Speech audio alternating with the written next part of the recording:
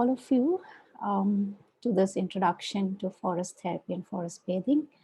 My name is Vaishnavi, and we'll be starting off with today's brief introduction with all of you. Just to give you a brief background about me, professionally, I'm actually a leadership skills facilitator for the corporate world. Been doing that for over 20 years now. I'm also a life coach and an expressive art therapy practitioner, and now a forest therapy practitioner. I'm certified in all of these to do it. And I'm also certified in a lot of psychometric instruments to understand ourselves a little deeper. And currently, I'm also a philosophy student to understand how we could use ancient wisdom to connect with ourselves in daily life. And apart from that, I'm also a telepathic animal and tree communicator. So this is a brief background about who I am and what I've been doing. Nature Connections as an organic organization grew around 3 or 4 years back. I started doing something intuitively without really knowing that there is something called as forest therapy or forest bathing. And it just happened, and I got to know that there is something and there are certification programs on it. And that's how I got certified in 2019. And yeah, we're kind of growing very nicely organically. We have around 8 to 10 collaborators. We work together across India to make sure that we can have more connection with nature, bring it out to people in the public as well as corporate world. So this is a brief background about who I am. And I'll also introduce to you as to what we have for you in today's session. So I'll be sharing my screen here in terms of a PPT, so all of us can see that and also listen to me.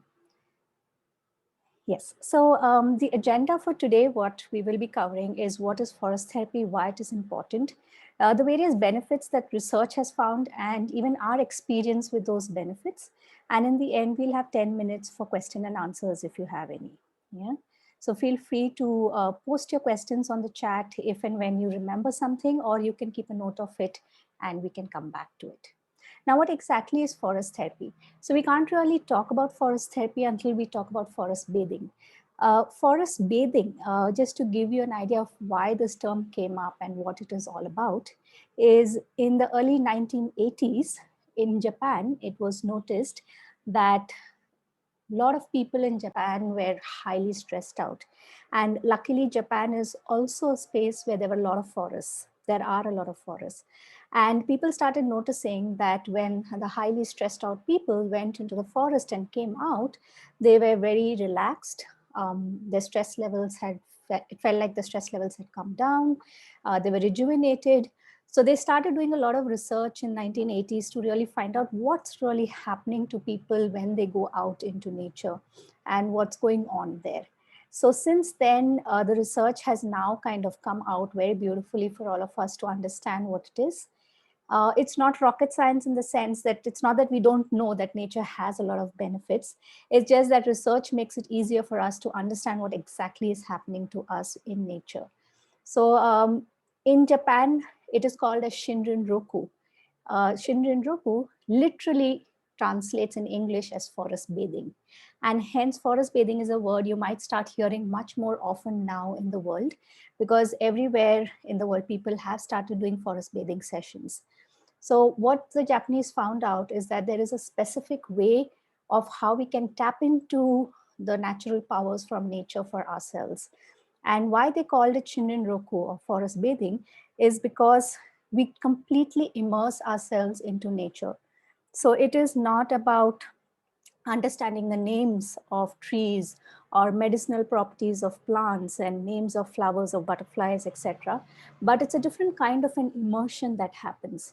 And what I mean by a different kind of immersion is what they found out, what has maximum benefit is when we connect in nature through our five senses of touch, hearing, seeing, smelling, and tasting. And that is what is the immersion part. So just like how when you have a bath, you allow the water to pass through every part of your body or the soap to touch every part of the body, what we do in forest bathing sessions is actually allow our senses to be completely opened up to nature. And there are specific activities that we do so that each of these senses are touched upon as much as possible. For example, in the photo that you see, this was a group of 20 women in an organization that we took forward, and it was raining. So usually when it rains, our sense of smell gets a little heightened. We can smell the earth smell, as we call it, right? But what we did is we actually looked at all the five senses. We actually opened our mouth and drank the rain. We actually saw the drops falling down very slowly. We could hear it with our eyes closed, and also touched how it feels on our fingertips. So we take time to really immerse ourselves in a very slow, silent manner with various nature elements through our five senses. And this is what is forest bathing all about. And from this comes the forest therapy part. Right? What forest therapy is all about is using forest bathing practices, but with a specific object, like a particular mental health issue, like stress factors or certain emotions, and something specific that a group wants to elaborate or go through. So we have certain therapeutic tools like art-based techniques or like clay and all of that to reflect, to journal. We give some prompts for everyone to reflect a little more deeper. So it's a very focused way of connecting with nature and ourselves is what we call as forest therapy. Yeah? Now, to give you a little more information about forest therapy and forest bathing is that these are not just, usually they are around 2 to 3 hour walks out in nature, but the walks is not like a hike, or it is not like we are walking fast or jogging and all of it. They're very, very slow walks. We may probably cover half a kilometer or 1 kilometer, maximum 2 kilometers in a 3 hour span. And through that, there is a specific framework that we follow, which is a research-based framework. I can't give you the details of the framework because that's copyrighted by the institute that I graduated from, the European Institute of Forest Therapy. But I can give you a gist of what the framework is all about. Is basically it has 3 phases that we are trained to work with. The first phase is where we allow people to do certain activities which let them disconnect from the urban lifestyle, from being in the city. So how their body gets attuned to nature, there are certain things that we do. So our body, we need to feel safe in nature, because suddenly, even in urban parks, even in the forests, in the urban cities, there would be snakes, there would be insects, there would be things that people are allergic to. So we do certain activities in the first phase to disconnect people from the urban lifestyle. And then we move on to doing certain activities which allow the body and the mind to slow down. So there is a lot of slowness, a lot of silence in those activities. And in the end, we have activities which integrate people and nature together through certain specific activities that we do, so that when they leave, they feel fully integrated with nature. Yeah. Now, why is it that we really have to tap into this, and why is this growing in the world right now? Is because most of us, when we contacted people exactly last year, around this time, or maybe a month later, when the pandemic hit, and we asked people, what are some of the words that are coming up for you when you think of the pandemic?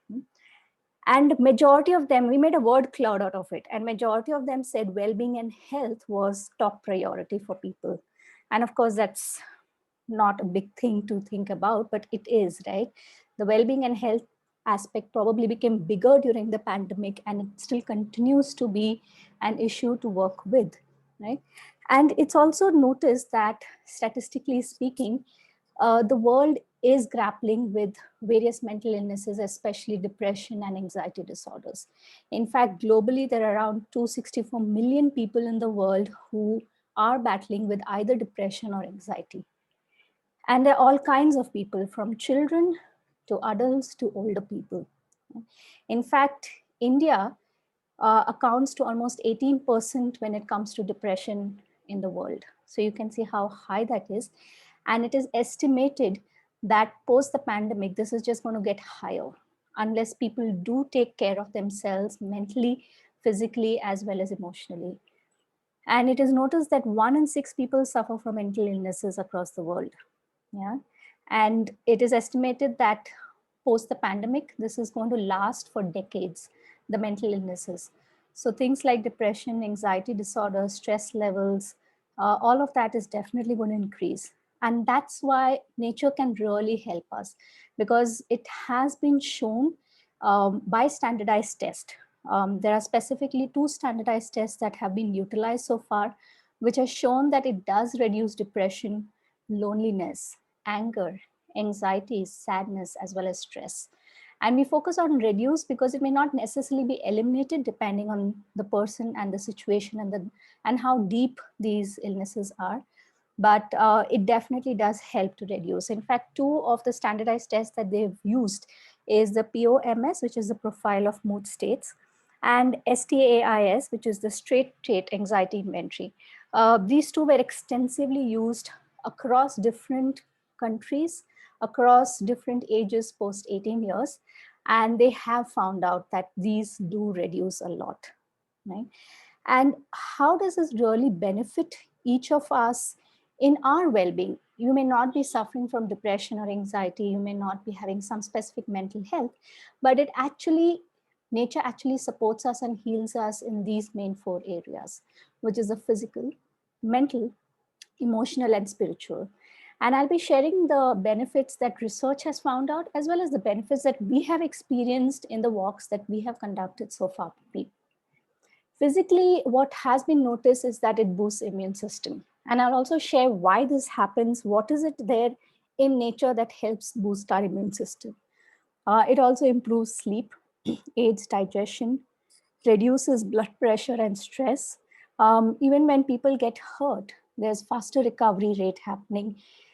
There's increase in energy level, and also increase in what is called as the NK cells, which is the natural killer cells, which is one of the greatest discoveries that they found out while doing research, is that these NK cells increase, and hence our immune system is becoming better. It really kills all the diseases that we may get in future. Yeah. At an emotional level, it definitely improves mood. In fact, majority of the people who have attended sessions of forest bathing or forest therapy do say that we feel really happy right now, we feel good. In fact, the picture that you saw earlier of the women who were out in the rain, I remember majority of them sharing that they were very grumpy in the morning because it was a 7 a.m. walk that we were doing, which meant they had to leave the house at 6, and it was raining, which was unexpected. People were coming from different parts of the city and they had to travel quite a lot, not getting a cab, and all of those frustrations that city people go through. But at the end of it, almost everyone, actually, I don't think there's anyone who continued to feel grumpy or became worse. In fact, most of them said that they feel relaxed, they feel really happy, they're feeling joyful, they didn't feel like leaving the place at all. It also improves social skills. You get to connect with other people.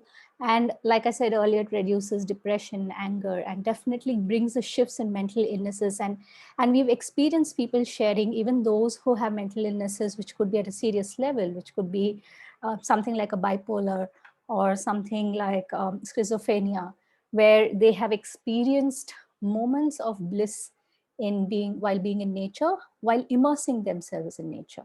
Yeah. At a mental level, there is a lot of clarity of thoughts that come up. This is something that most of the corporate people that we've taken out into nature and done these walks have shared that, they have so much clarity of thought. In fact, there was one session where one of the managing director, who was also coming for the walk, he said that there was this one problem that he was struggling with to make a decision about. And after the walk, one, the problem looked smaller, and two, he was able to make a decision. He just knew what needs to be done after the walk.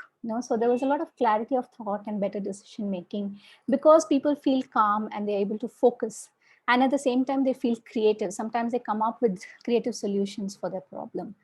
And sometimes people also have spiritual benefits, where some people tend to understand the life purpose.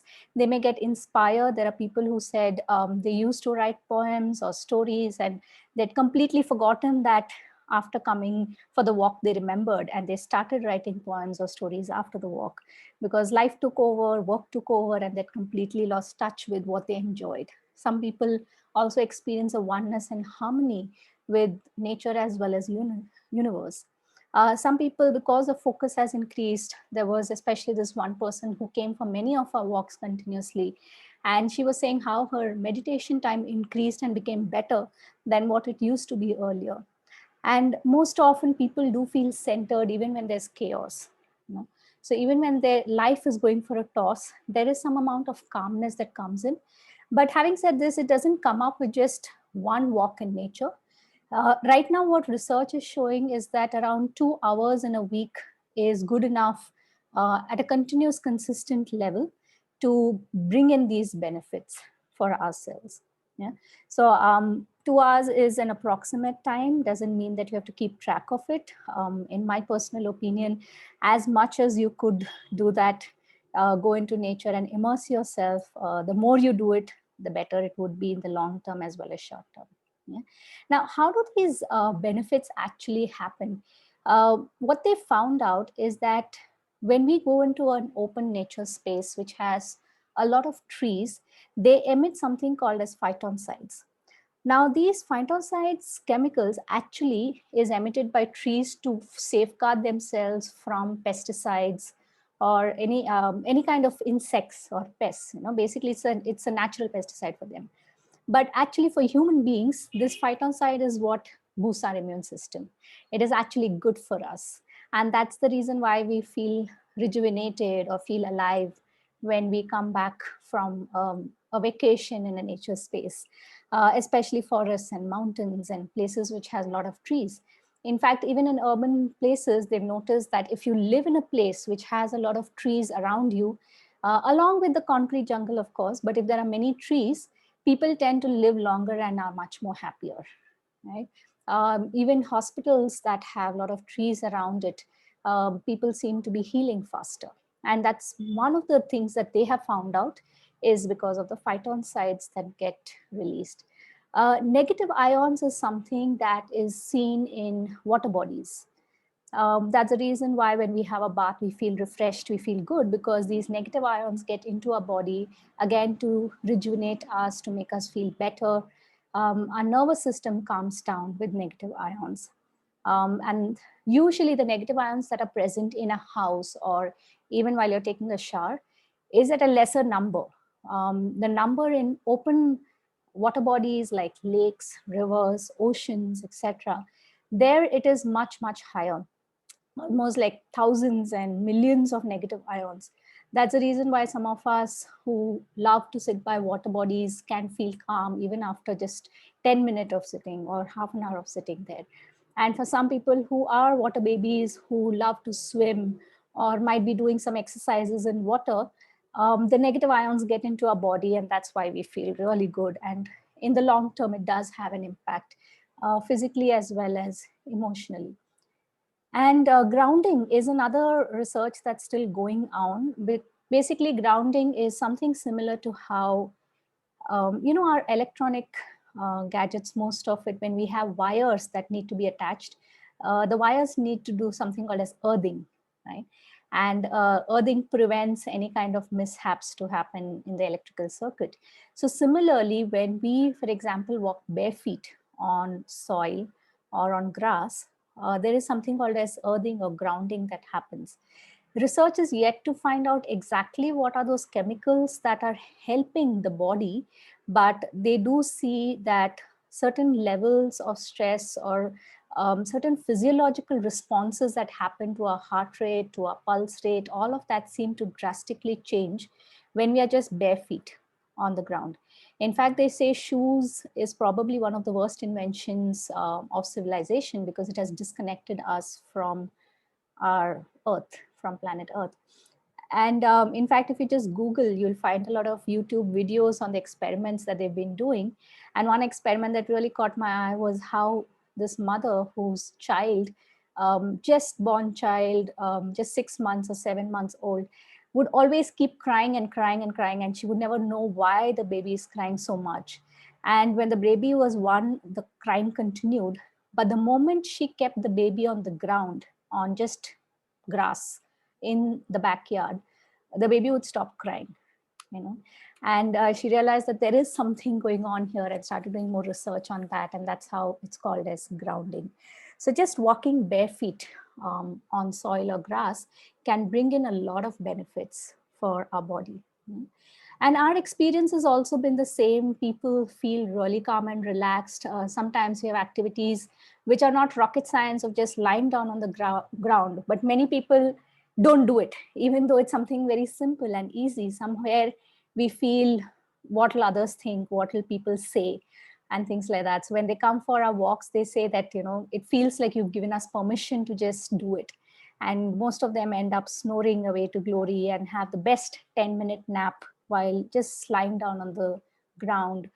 Some people have tears just walking bare feet, and they do feel relaxed after the whole thing. A lot of people feel a sense of lightheartedness, joy, and happiness. There's a lot of curiosity and awe and wonder. The childlike curiosity comes alive because the focus is not on knowing something, but on discovering something. Yeah. We've also experienced people feeling very creative and harmonious when they are in a team, and the trust levels going higher. For example, this was made by a 20-member team, and they did it without speaking to each other, and the trust levels just went up so high after that, saying that, hey, we didn't even need to speak, but we became so creative with that. Yeah. People also come back and say that the joy of doing nothing was fantastic, because now the world is made such that we have to keep doing something or the other. If nothing, then we are scrolling through our mobile phones, scrolling on social media, and it almost feels like there's not a moment where we're not doing something. So when we do that and just allow people to sit and do nothing, there is actually a joy that happens. Some people feel uncomfortable in the beginning, but later on they just completely enjoy it, and they say, oh, can we do this for a longer time? Yeah. And like I said earlier, like research said, this decision making, problem solving, and clarity of thoughts become better. And people do have a lot of aha moments about their life, about what they want to do, what they would like to do, who they are, etc.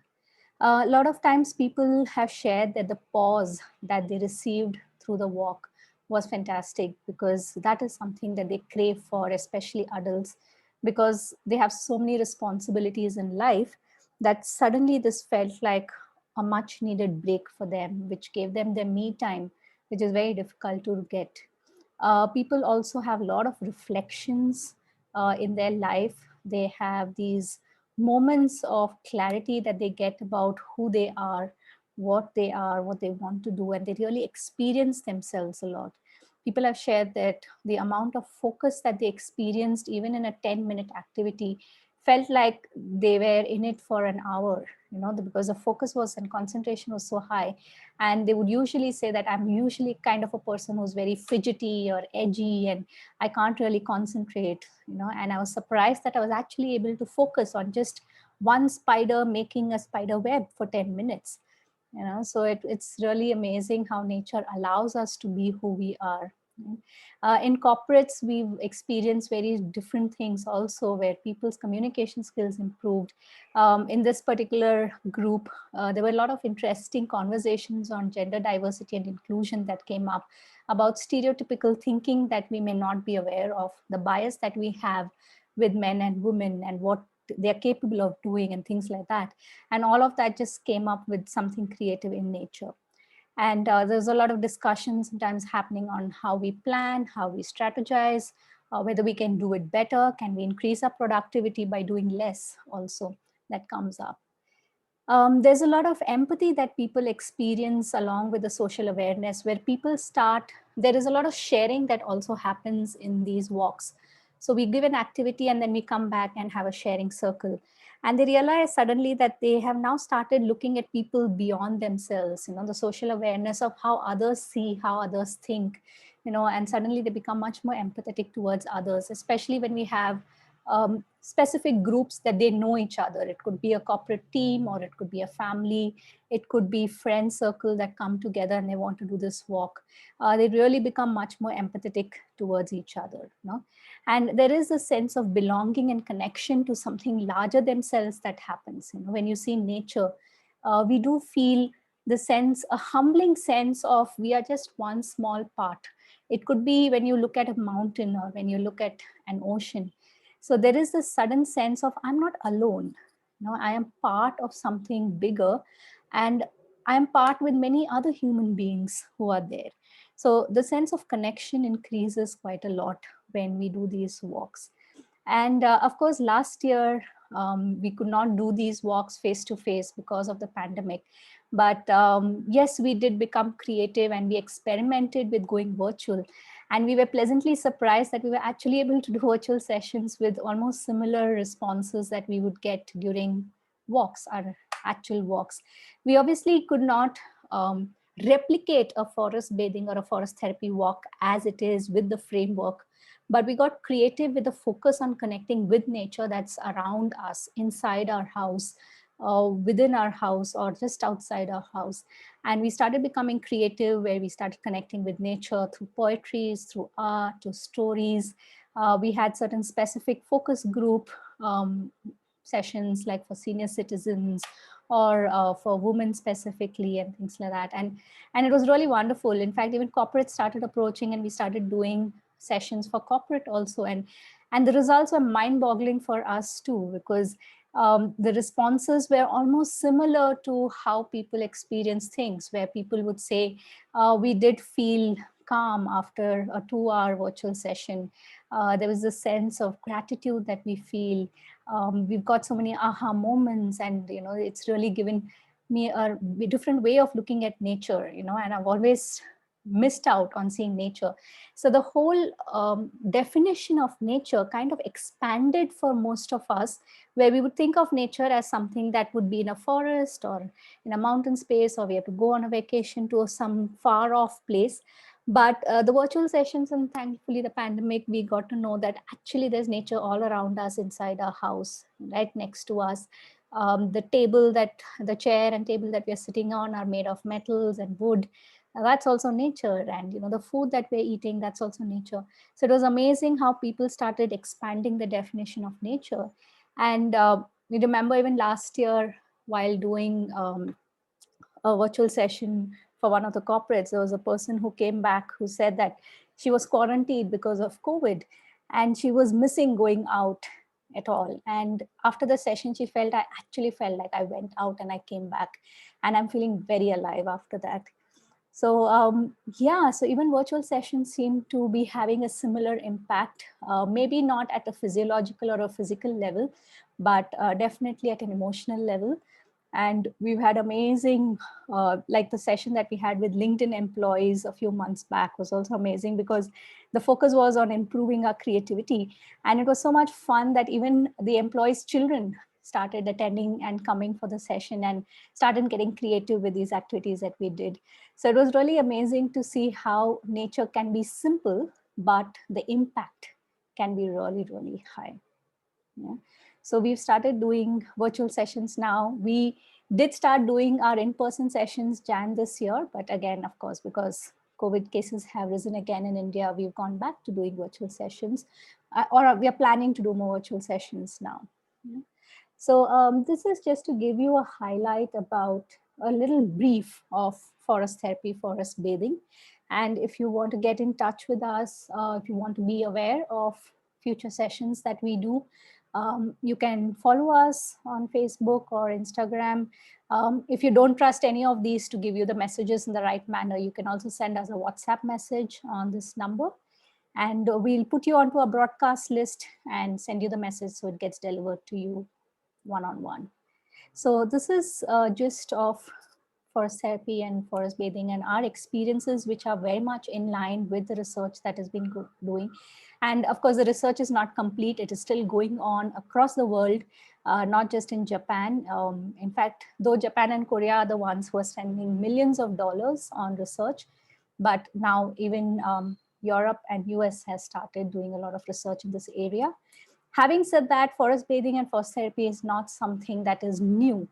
It has existed in India. Ancient wisdom says that we always were connected to nature in different ways. It's just that now we're disconnected to such an extent that we need to get back to that connection, and hence forest bathing and forest therapy was one of the ways to connect to nature. So this is what we had to share about forest therapy and forest bathing. I'll now open up to any questions that anyone would like to ask. If you want, you can raise your hand and ask a question, or you can type your question on the chat and we'll definitely check in. Yes, Janvi, you've raised your hand, so you can unmute yourself. If you can put on your video, that'll be great to ask your question. And Oh the my, others, if you don't have any questions and would you like to leave, feel free to do that. Yes, Janvi. yeah, my internet is a little dwindled, so I will have to keep the video off. Sure. But I do wish to ask you that eventually, do you plan to go outside of Bangalore and do sort of retreats in terms of, forest therapy for people and, over 2, 3 days? Or how will this work? Are you planning something like that? Yes. So right now we are doing this forest bathing across India. So we do have, we have a team collaborator of 8 to 10 people. So we do it in Delhi, Bombay, Gurgaon, Pune, etc. And we were hoping to do retreats this year, but of course, due to COVID, we are not Right. going to do it.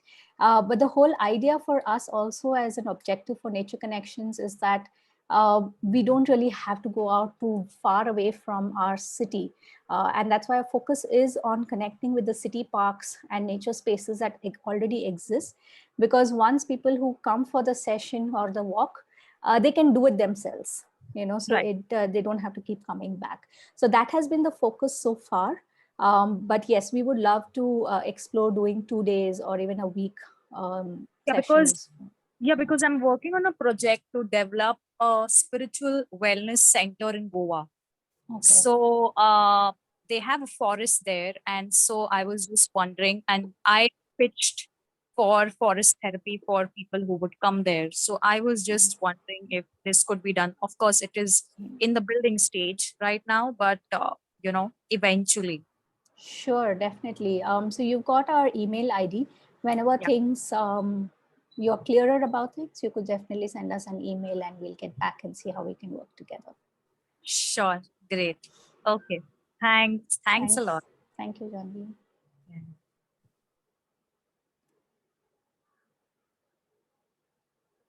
Great. Anyone else has a question or a doubt?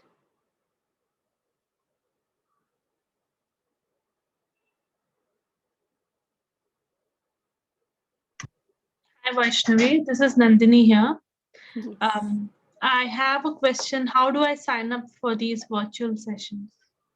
Yeah, so Nandini, if you want, you can follow us on Instagram and Facebook, where we usually put up about the events, or else you could also send us a message, a WhatsApp message on the number that we shared. If you want, I'll share the screen again for you.